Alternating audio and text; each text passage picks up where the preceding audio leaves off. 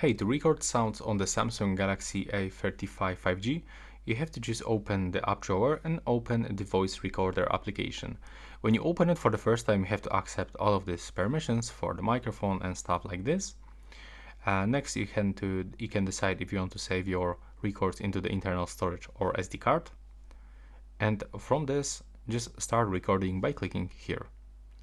Now accept another permissions, and if you want to mark something, you can just click here, and now you know that there's like some events, special events in this time, or maybe for example some keywords. For sure you can pause this, keep recording, and finish by clicking here. From this you can give it the custom name and set the category. You can create them and click save. And when you click on these three dots in the right upper corner, you can play through receiver. From this you can also get the trash if you delete some records. And when you go into the settings, you can actually change the quality of these records.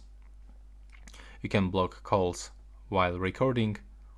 You can automatically play next recording. You can use Bluetooth mic when you actually use some headphones.